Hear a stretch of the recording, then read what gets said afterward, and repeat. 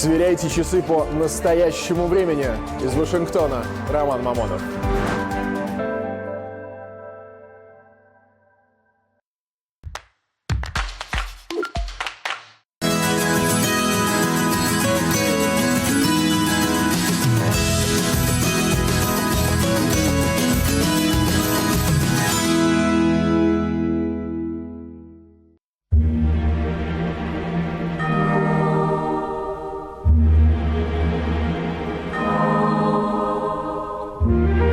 Добрый день, дорогие друзья! В эфире программа «Ждем гостя» Зурабом Двали. Прага прекрасна в любое время года, но особенно она красива в последний месяц уходящего года, когда чешская столица окутана новогодним убранством мерцающих гирлянд, новогодних украшений, а в воздухе витает запах волшебства.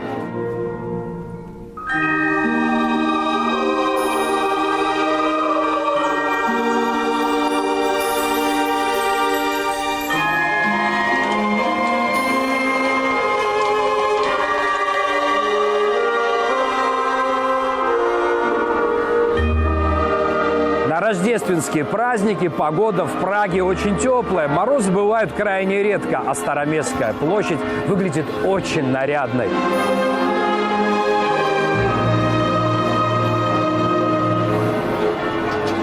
Сердце исторического центра Праги, Староместская площадь, известна аж с XII века. Когда-то здесь был шумный рынок, собиравший на своей площади множество ремесленников, торговцев, мастеров, купцов с товарами из разных стран. Площадь окружена архитектурными шедеврами всех эпох и стилей. От нее лучами расходятся сказочные пражские улочки, сохранившиеся до наших дней практически в первозданном виде.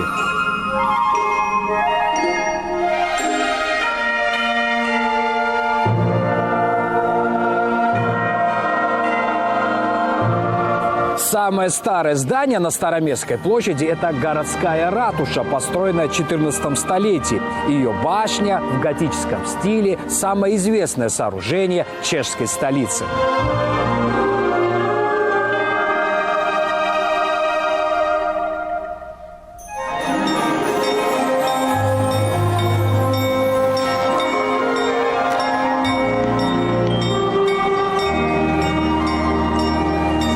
Главной достопримечательностью Староместской площади являются астрономические часы, созданные в 1410 году. Это самые старые подобного типа часы в Европе. Каждый час сюда приходят толпы туристов, чтобы увидеть процессию фигурок, которые выходят над часами.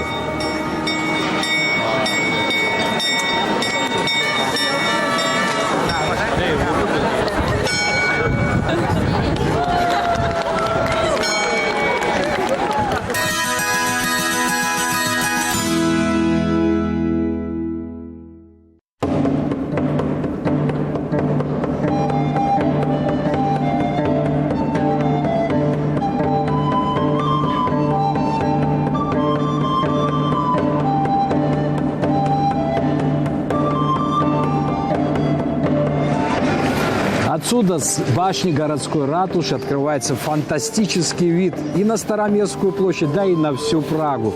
А перед нами сооружение Тынского храма. Самое узнаваемое здание, фактически символ чешской столицы.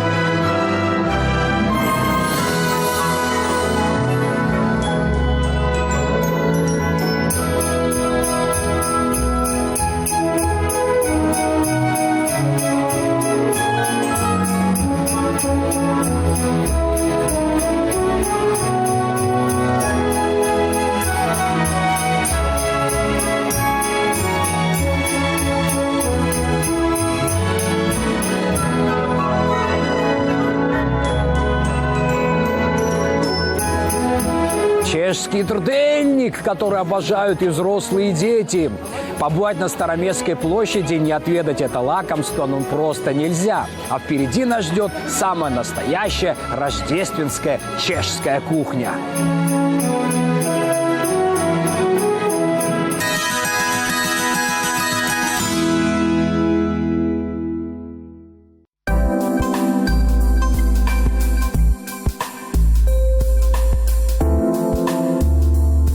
Что же касается праздничного рождественского стола, то у чехов очень много традиций. И одна из таких традиций – это обязательно за столом должен быть рождественский карп. Везде, в центре Праги, организованы специальные ярмарки, где продают карпов. Выбрать карпа и приготовить нам поможет мой коллега, известный кинопродюсер Виктор Риштов. Добрый день, Виктор. Добрый день. Поможешь с карпом? Поможем. Вот наверняка нашим зрителям будет интересно, а почему именно карп? Не другая рыба, а именно карп должен быть на праздничном столе. Tak je to především proto, že kapr je ryba, která má hlubokou nejenom... Как сказал Виктор, это и культурная традиция, но и с практической точки зрения рыба очень доступная, очень распространенная и очень популярная. Ее веками выращивали в специальных заводях и культивировали. Так что карп здесь очень и очень популярен. Ну что ж, Виктор, пошли выбирать карпа. Пойдем. Пойдем.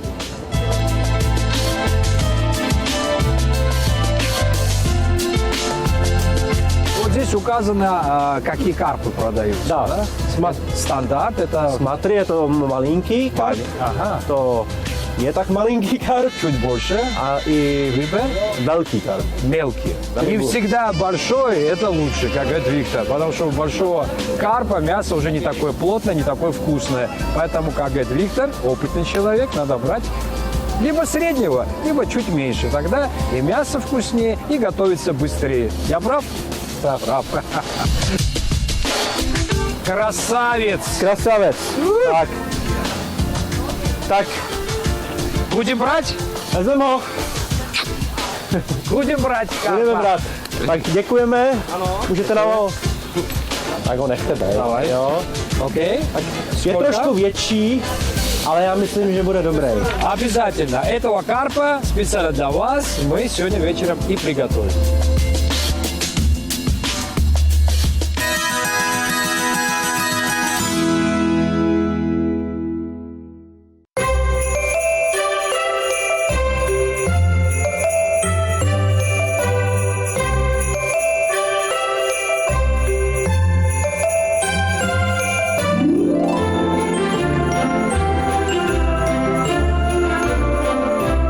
Как известно, Рождество в Чехии – это очень семейный праздник. Приглашают, как правило, самых близких, родных, друзей. Сегодня в гостях мы у Виктора. Спасибо за приглашение. Наряжаем елочку. А кто карпа приготовит? Lenka. Ленка поможет нам приготовить традиционного рождественского карпа с картофельным салатом. Сообща, как говорится, дело быстрее идет, поэтому всех мы сейчас подключили к приготовлению рождественских блюд. И тем более у меня есть возможность, чтобы Ильдар и Даша рассказали нам о чешских традициях, потому что они давно здесь живут. Итак, брамборовый салат, друзья мои. Это типично, это популярно, это готовится на Рождество. Да, действительно, рождественский салат картофельный. В нем очень много картошки, он похож на салат оливье, на наш российский. Но Типичный такой советский. Советский, да. Но в основном там картошка. А горошек зеленый? Нет. Давайте тогда, чтобы мы как бы ускорили процесс приготовления карпа, поставим сразу картофель вариться, потому что это достаточно длительный процесс. Картофель в мундире. Отлично, прекрасно. Сколько нам картофеля примерно? Ну, там 5-6. Хватит, наверное? Будем все варить. Все варить. Правильно, будет большое застолье, чтобы всем хватило Все брамбора. хотят поесть. Так. Ленка уточнила, что вначале нужно положить картошку, а потом уже заливать ее водой.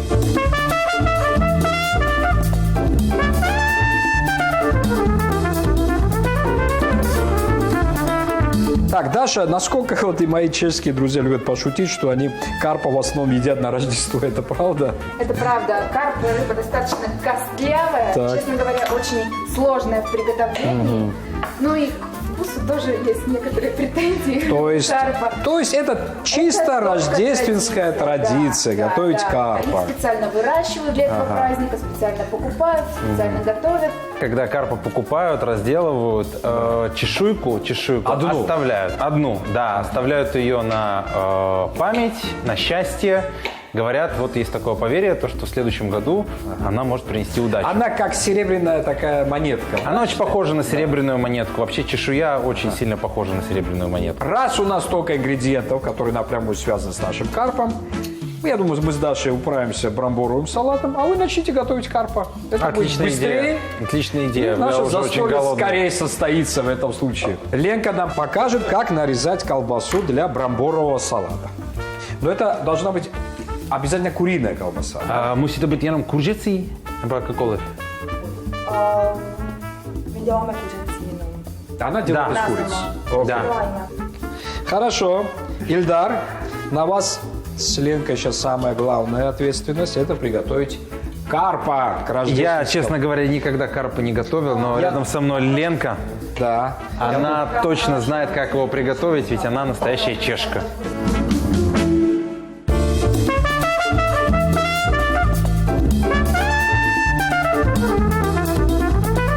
Итак, мы решили, дорогие друзья, приготовить сразу 3 рождественских блюда. Мы с Дашей пытаемся справиться с брамборовым салатом или с картофельным.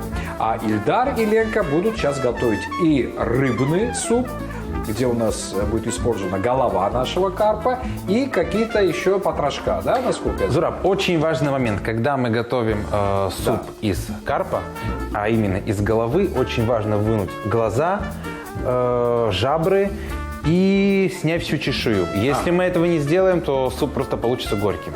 То есть основа это все-таки голова. Так Точно же, так же, заклад и как голова. когда мы готовим уху. Да, все верно. Главная часть – это голова. Значит, нам понадобится сельдерей еще и корень петрушки. Все варится одновременно. И лук, и лук. Давайте A это. dáme i česnek ještě, aby to bylo lepší. Еще и чеснок. И чеснок. Ага, окей.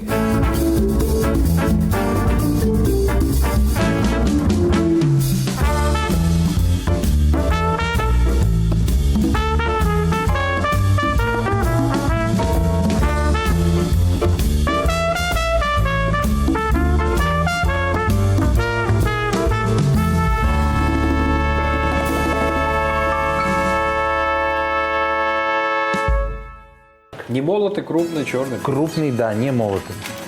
A če pepř. А, Oj, pepř. да, и вот еще такой маленький.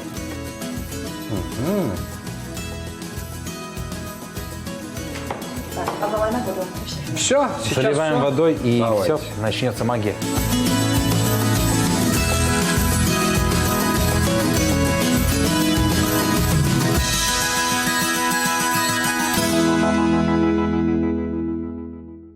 Для чего мы используем? Будем делать из батона крутоны. Из батона крутона? Ну, в чешском языке это роглик, роглик. но напоминает Рогалик. рогалик, да. Понятно.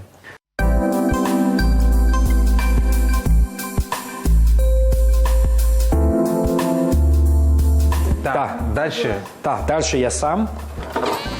Так, специальный нож. Значит, разрезаем посередине.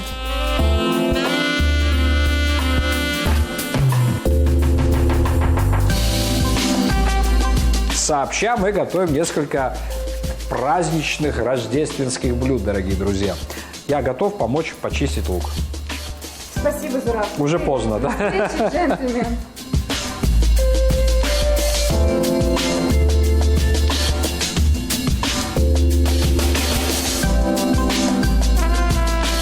Итак, мы еще нарезали огурчики к салатику, а сейчас начнем заниматься нашим карпом, да, Ленка? И делается карп в хлебной панировке, насколько я знаю. Не только в хлебной, можно еще делать и в панировке из кукурузы.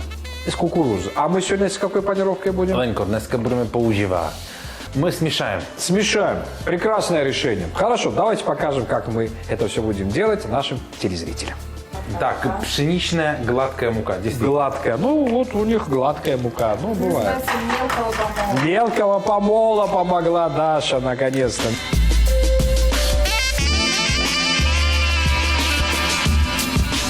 А сколько яиц нам понадобится? Сколько яйца потребуем? Начнем с 4, а там, если понадобится еще яйца. Добавим.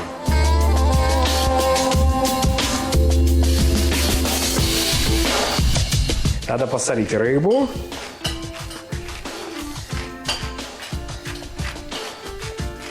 Достаточно или побольше соли? Достаточно. Обязательно с другой стороны еще. Надо перевернуть ее. Да. Зураб, Ленка спрашивает, не Да. хотите ли вы попробовать, Так. собственно, вот это все, так сказать, этот процесс пройти? Очень Паніровки. хочу. Очень хочу. Воно хтось скусить, але не їжджик мусиш йому того Да, назад. да. Так. Я очень талантливый ученик, так что схватываю моментально. Называется это тройная панировка. Сначала в муке, Так. потом в яйце, Так. а потом уже вот в этой хлебной крошке, Боже, кукурузной как это нашей. будет Но мы вкусно. будем делать это 2 раза даже.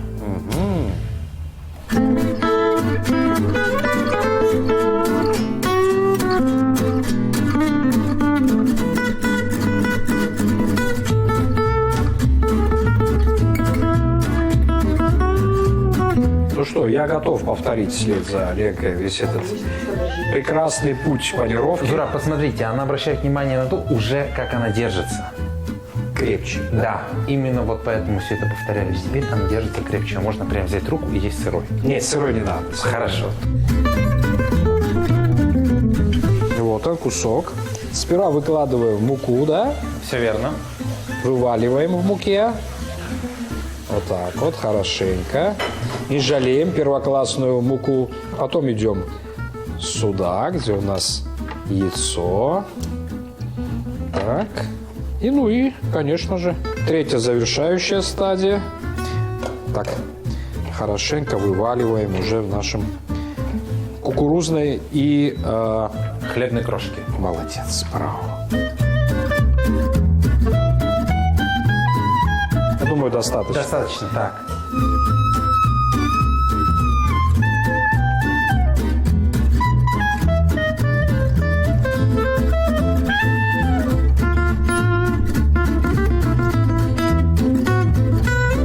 Ленка, а сейчас мы что-то там обжариваем на сковородке, да? Наш хлеб, по-моему, мелко нарезанный. Не хлеб, Зураб, а крутоны. Крутоны, которые мы используем далее потом в супе нашем рыбном, да?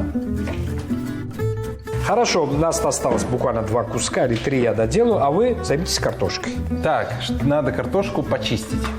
Давай. Даша, Даша. прошу. Картошка ваша.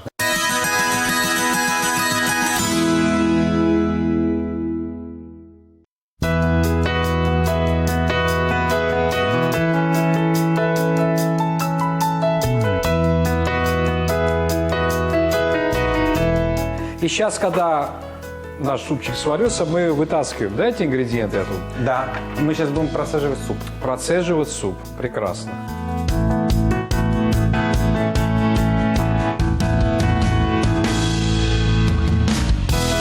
Мы сейчас все ингредиенты, которые варили для нашего супа, сперва пропустили через блендер, потом приготовили такую специальную кашицу на основе сливочного масла и подсолнечного, да? А также муки. А также муки. А приготовили мы для того, чтобы наш супчик стал более густым. Именно так. И помешивая, добавляем нашу кашицу.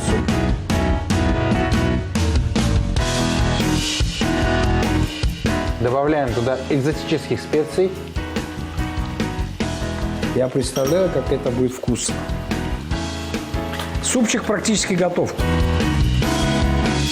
Мы начинаем жарить карпа, И нам нужно туда добавить очень много масла. чтобы аж плавали куски, да? 2 сантиметра. 2 сантиметра масла.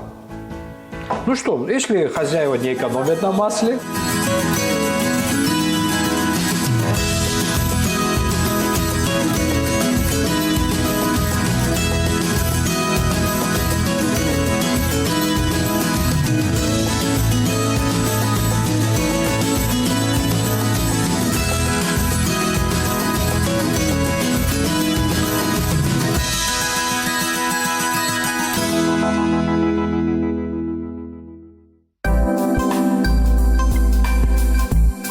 А что с нашим салатиком?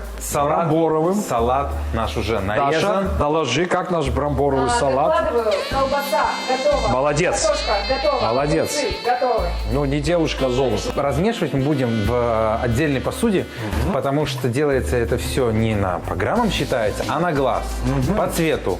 Так. То есть этот салат должен быть максимально нейтрального цвета. Не должно быть много морковки, не должно быть много колбасы, много должно быть только Потому что картошки. ни один цвет не должен доминировать. Именно так.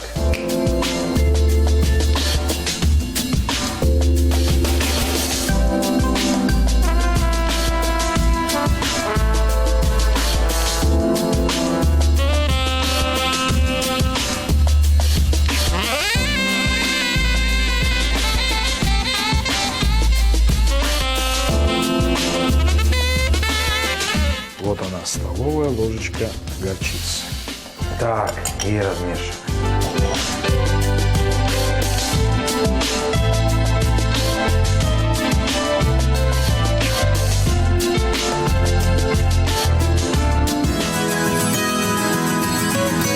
Через несколько минут все это будет лежать на праздничном, рождественском, чешском столе.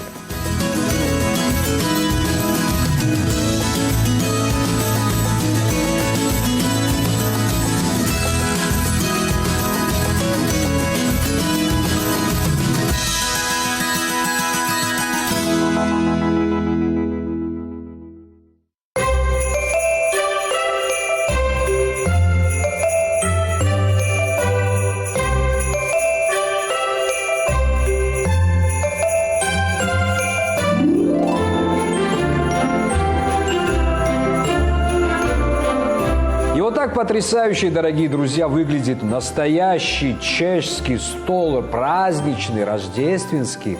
И благодаря нашим друзьям мы сообща приготовили несколько традиционных блюд. Напомню, это карп, это брамборовый или картофельный салат и суп. Помимо этих прекрасных блюд у нас еще и традиционные сладости, цукрови, по-моему, так называется, да? Буквально через пару минут наступит Рождество, мы будем его отмечать. А вам, дорогие друзья, я хочу пожелать в новом году счастья, здоровья, мира. И главное, встречайте вместе с друзьями все праздники. Радуйтесь жизни.